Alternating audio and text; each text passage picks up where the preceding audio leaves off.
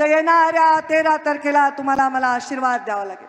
देशाचं भलं करायचं असेल, मी विकास केलेला तुम्ही पाहिलाय की नाही? माझा विकास तुम्ही अनुभवलाय की नाही? असाच विकास अनुभवायचा असेल तर येणाऱ्या 13 तारखेला तुम्हाला मला आशीर्वाद द्यावा लागेल। देशाचं भलं करायचं असेल, देशाचं भलं करायचं असेल तर देशाचा विचार करावा लागतो, कारण देशाच्याच गर्भात राज्य आणि राज्याच्या गर्भात जिल्हे असतात। देशाला वेगळं आणि जिल्ह्याला वेगळं असं न्याय लावता येणार नाही। देशाचा भलं करायचं असेल तर या भारत मातेच्या गर्भातल्या या जनतेला पोषण आणि विकास द्यावा लागतो। जशी एखादी गर्भार माता तिच्या पोटातला जीव असतो, जर तिने एक घास खाल्ला तर त्या जीवाच्या जीवात जीव येत असतो।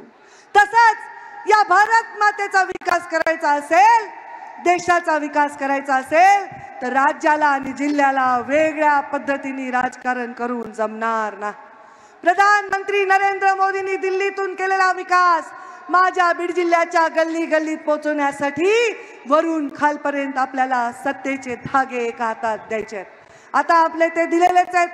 स्वतः मुख्यमंत्री मंचावर आहेत, म्हणजे दिल्लीतून प्रधानमंत्री आणि राज्यातून मुख्यमंत्री, या जिल्ह्यातून पालकमंत्री आणि तुम्ही सर्वजण जनता, अशी जोड ही लागलेली आहे।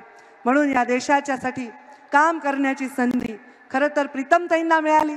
प्रीतमताईंची हॅट्रिक व्हावी असं मोठी बहीण म्हणून मला 1000 वेळा वाटलं, पण आम्हाला नेत्याचा आदेश आणि पक्षाचा आदेश आला, तो शिरसावंद्य मानून आम्ही त्या क्षणाला तो आदेश पाळायला सुरुवात केली। आपल्याला विकास करावा लागतो। विकासाच्यासाठी आपल्याला अवकाशात यान सोडावं लागतात, महामार्गाचे जाळे, उद्योगाचे बीज, ह्याच्यासाठी विकासात प्राण ओतावा लागतो। पण तरुणाईला सुद्धा या देशामध्ये विकासाच्या यानाबरोबर, विकासाच्या प्राणाबरोबर भानाचं सुद्धा आपल्याला काम करायचंय। या तरुणाईचं भान हरपलं नाही पाहिजे, याच्यासाठी आपल्याला काम करायचंय। आज अनेक प्रकार या राज्यामध्ये देशामध्ये घडतात, ते मन खिन्न करणारे असतात। त्या प्रकारामध्ये एक अन्याय करणारा असतो आणि दुसरा अन्याय सहन करणारा असतो।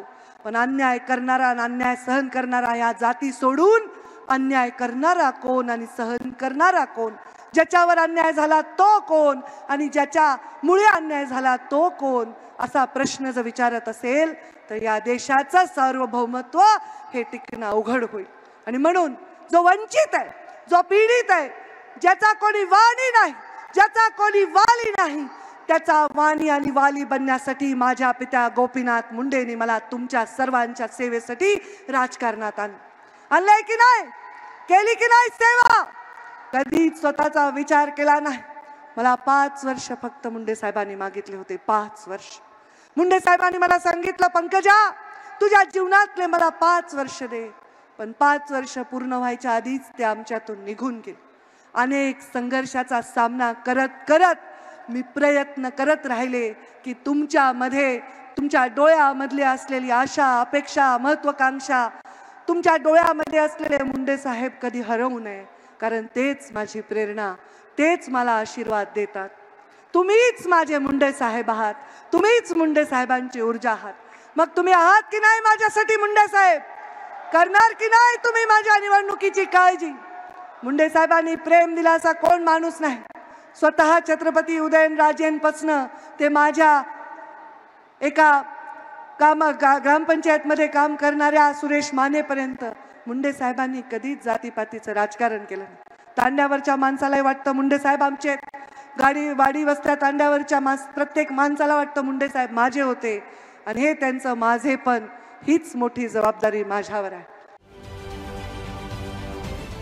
महाराष्ट्रातील सर्व बातम्यांचे विश्वासार्ह व्यासपीठ,